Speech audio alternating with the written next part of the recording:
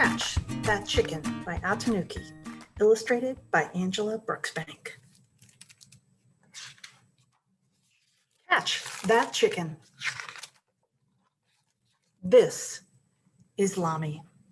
Lami loves chickens.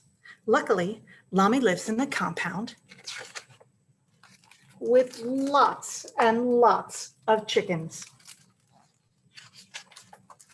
Catch him, Lami, catch him, shouts brother Bilal.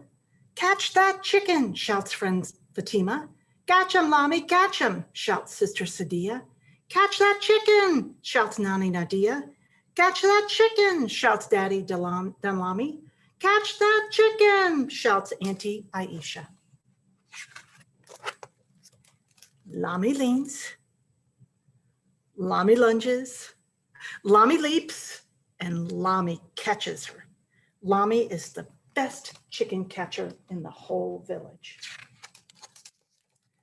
Sister Sadia is speedy at spelling, but when it comes to chickens, Lami is speedier. Friend Fatima is fast at braiding hair, but when it comes to chickens, Lami is faster. Big brother Bilal is brave with bulls, but when it comes to chickens, Lami is braver. One day, Lami chases a chicken through the pen. Sanu, Sanu, shouts the uncles, slow down. She chases that chicken around the compound. Sanu, Sanu, shouts the aunties, slow down. She chases that chicken up the big baobab. Sanu, Sanu, shouts the elders, slow down. But Lami scrambles speedily. Lami snatches suddenly. Lami slips swiftly and she falls.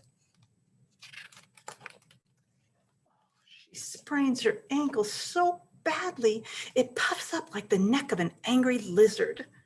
Lami cries.